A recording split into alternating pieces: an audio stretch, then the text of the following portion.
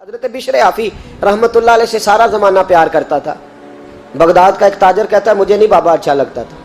ہمارا اپنا اپنا ذہن ہے نا، ہم کہتے ہیں میں نے جدھر ساری دنیا جا رہی ہے وہاں نہیں جانا، کہتے ہیں کہ بابا مجھے نہیں اچھا لگتا تھا، حالانکہ سارا بغداد عزت کرتا۔ کیوں نہیں اچھا لگتا تھا؟ کہتے ہیں اس لیے کہ بابا نہ صرف فرض مسجد میں پڑھتا تھا، باقی نماز گھر جا کے۔ تو میں کہتا تھا اتنا ولی ہے تو باقی بھی مسجد میں پڑھے۔ کہتے ایک دن میں نے کہا جسوسی کرنی ہے اس کی، جو کہ اسلام میں منع ہے۔ کہتے حضرت بشر آفی رحمۃ اللہ علیہ نے جمعے کے فرض پڑھے، فرض پڑھ کے نکل گئے دوڑ کے۔ فرماتے ہیں میں پیچھے ہو گیا، میں نے کہا میں نے سنتیں چھوڑ دی ہیں پر اس کا پتہ کرنا ہے، سنت نفل بعد میں پڑھوں گا۔ کہتے ہیں حضرت بشر آفی جلدی سے نا ایک کباب والی دکان پہ گئے، وہاں سے کباب خریدے، اور میں نے کہا بوڑھے کی عمر دیکھو اور اس کے ذائقے دیکھو، اس عمر میں بھی کباب کھائے گا۔ اوئے ہوئے، مولوی کو روٹی نے ستایا تھا اس لیے سنت اور نفل چھوڑ آیا ہے۔ کہتے تھوڑا سا وہ آگے بڑھے تو نان بھائی کی دکان سے نا نان خریدے۔ میں نے کہا دیکھو یار، دیکھو اس کے ذائقے، گرم نان کھائے گا۔ بہت سارے لوگ بغداد میں رات کی روٹی کھاتے پر یہ گرم کھاتا ہے۔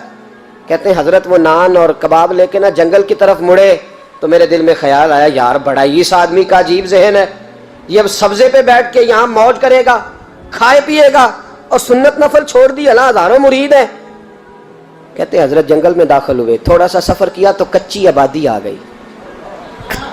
کچی آبادی، ایک کچے مکان کی ٹوٹا ہوا دروازہ، باہر سے کنڈی لگی۔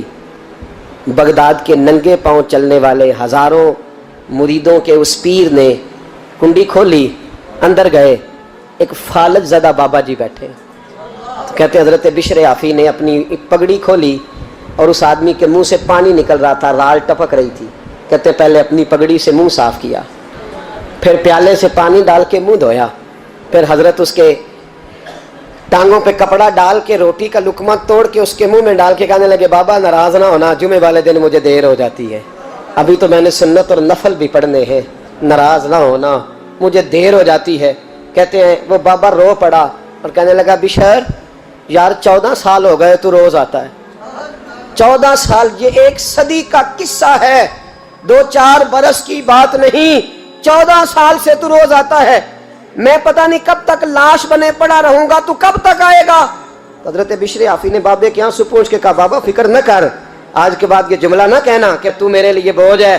فرمایا لوگ سمجھتے ہیں کہ میں نے عبادت کر کے مقام پایا ہے، لوگ سمجھتے ہیں میں نوافل زیادہ پڑھتا ہوں، دنیا جانتی ہے کہ میری رات کی تسبیح زیادہ مضبوط ہے، پر میں ان میں سے کوئی بات بھی نہیں، میں تو تیری نوکری کرتا ہوں تو اللہ نے میری عزتوں میں اضافہ فرما دیا ہے۔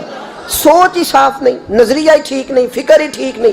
اسلام نظریے کا مذہب ہے، سوچ کا۔ مسند امام احمد بن حنبل کی حدیث سنیں، حضرت انس بن مالک فرماتے ہیں جب انسان نے روزہ رکھا ہوتا ہے نا تو روح ویسے ہی پاک ہوتی ہے اس کی۔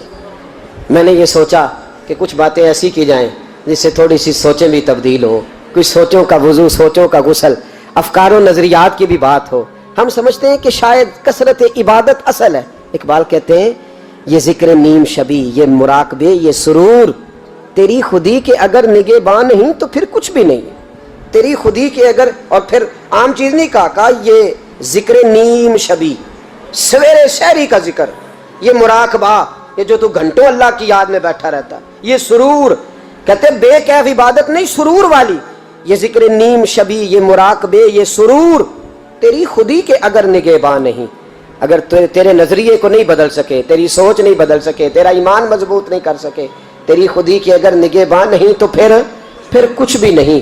اور خرد نے کہہ بھی دیا لا الہ الا اللہ تو کیا حاصل، دل و نگاہ، دل و نگاہ، دل و نگاہ اگر مسلمان نہیں تو پھر کچھ بھی نہیں، دل و نگاہ۔ اقبال کہتے ہیں ایک دل کا کلمہ پڑھ، دوسرا نظر کا کلمہ پڑھ، ان پہ پابندی لگا۔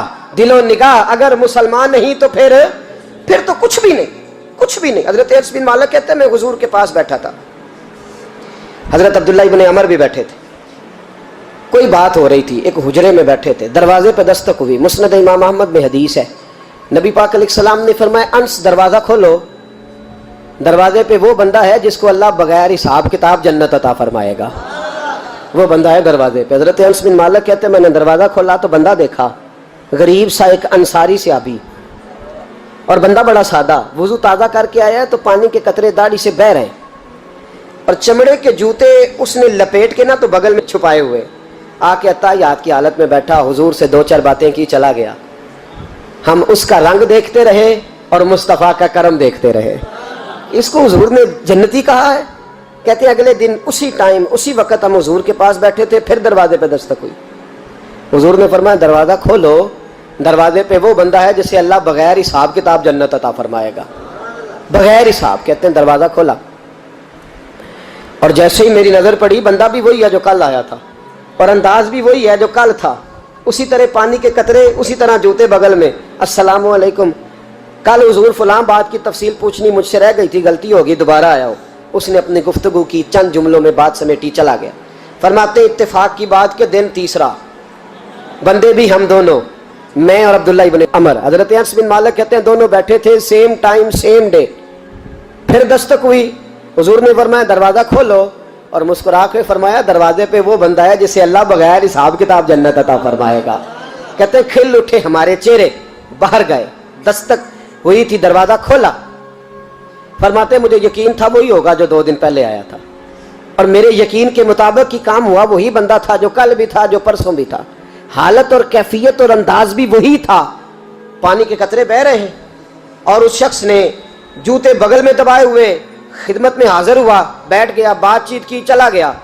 حضرت انس بن مالک کہتے ہیں تھوڑی دیر ہوئی تو حضور بھی تشریف لے گئے. حضرت عبداللہ ابن عمر مجھے کہنے لگے یار ویسے کتنے اس کے نصیب ہیں, کتنے نصیب ہیں. کوئی آیا لے کے چلا گیا, کوئی آیا لے کے, کوئی آیا لے کے چلا گیا, کوئی عمر بھر بھی نہ پا سکا. میرے مولا تجھ سے گلا نہیں, یہ تو اپنا اپنا نصیب ہے, یہ تو اپنا اپنا. اور نہ کسی کے حال پہ طنز کر, نہ کسی کے غم کا مذاق اڑا, وہ جسے چاہے جیسے نواز دے. یہ مزاج لطف رسول ہے صلی اللہ تعالی علیہ وسلم. کہتے ہیں ہم لوگ گفتگو کرنے لگے. عبداللہ ابن عمر مجھ سے کہنے لگے یار ویسے پتہ کرنا چاہیے یہ کون سا عمل کرتا ہے, پتہ کرنا. جیسے ہم نہیں پتہ کرتے کہ یہ بندہ بڑا چمک گیا, پتہ کرو کون سا کاروبار کرتا ہے, ذرا اس کی جاسوسی تو کرو. اور بندے بھی بڑے سمجھدار ہیں, وہ سائیڈ بزنس نہیں بتاتے. وہ کہتے ہیں وہ جو میرا علیحدہ ہے وہ نہیں بتانا, کہیں یہ نہ شروع کر لے. حالانکہ انسان کے پاس جو خوبی جو اللہ نے اسے دولت دینی ہوتی ہے وہ اپنا اپنا نصیب ہوتا ہے, وہ گھر میں بیٹھے بھی اللہ عطا کر دیتا. وہ کہتے ہیں کہ پتہ کرو کیا عمل کرتا ہے. تو حضرت عبداللہ ابن عمر کہتے ہیں میں اس کے پیچھے ہو گیا, اس سے سلام لی. تو میں نے کہا مجھے 2-3 دن کے لیے مہمان بنا لو گے, مان نہ مان میں تیرا مہمان, 2-3 دن کے لیے مہمان بنا لو گے. تو کہتے ہیں مجھ سے کہنے لگا کوئی گھر میں جھگڑا ہو گیا, کیونکہ پڑوس میں تو تمہارا قریب ہی تو تمہارا گھر ہے, میرے مہمان بننے کو جھگڑا ہے. تو میں نے کہا چلو ایسے ہی سمجھ لو, پر مجھے مہمان بنا لو. کہتے ہیں میں 3 دن اور 3 راتیں اس شخص کے ساتھ رہا. وہ کتنا صدقہ کرتا ہے میں نوٹ کرتا رہا, نماز کتنی پڑھتا ہے اس کا کیا. میں چاہتا تھا کہ وہ عمل مجھے ملے جس کی برکت سے مصطفیٰ نے اسے 3 مرتبہ جنتی فرمایا ہے, تاکہ وہ کیفیات مجھے بھی ملیں. حضرت عبداللہ ابن عمر کہتے ہیں کہ میں نے کوئی خاص چیز نہیں دیکھی. وہ عشاء پڑھتا تو فجر تک بستر پہ کروٹیں لیتا, اور میں الحمدللہ اٹھ کے تہجد بھی پڑھتا, نوافل بھی پڑھتا. کہتے ہیں وہ 1 سپارہ پڑھتا, میں 3 پڑھتا. فرماتے اس نے 3 دنوں میں کھجور بھی صدقہ نہیں دی, کہ کھجور بھی, اور میں نے بڑے بڑے غریبوں کی مدد کی. میں کہنے لگا کہ عمل تو میرا زیادہ ہے اس سے, پھر خوبی کیا ہے. خاص توجہ کرنا, اسلام اور دین کا جو فکری اساس, جو فکری اساس ہمیں صحابہ نے دی. حضرت عبداللہ ابن عمر کہتے ہیں میں نے تیسرے دن اسے کہا بھائی اللہ تیرا بھلا کرے, تو نے بڑی خدمت کی, میں نے جانا ہے, میرا کوئی جھگڑا نہیں ہوا تھا, میں تو بس تیرا عمل دیکھنے آیا تھا کہ تو عمل کیا کرتا ہے. تو وہ صحابی کہتے ہیں مجھے کہنے لگے یار تو میرا عمل دیکھنے آیا تھا, مجھے بتا تو صحیح کیا نے, اور کیوں دیکھنے آیا میرا عمل, تجھے کیا ضرورت پڑی میری جاسوسی کی. تو کہتے ہیں مجھ سے جب اس نے سوال کیا تو میں نے اس کو کہا بھائی تو 3 دن آیا نا, ہم بیٹھے ہوئے تھے. کہا ہاں میں آتا رہا ہوں. کہا 3 دن نبی پاک نے فرمایا اللہ تجھے بغیر حساب کتاب جنت عطا فرمائے گا. تو میں چاہتا تھا کہ میں ذرا جاسوسی کروں, ذرا دیکھوں, کھوج لگاؤں کون سا ایسا عمل ہے. آپ بھی ذرا دھیان دیجئے گا کون سا ایسا عمل ہے. حالانکہ تو عشاء پڑھتا ہے اور اٹھ کے فجر پڑھتا ہے, میں تہجد بھی پڑھتا ہوں, تیرا سپارہ 1 ہے میرے 3 ہے. کون سا ایسا عمل ہے جس کے سبب تجھے جنت ملے گی.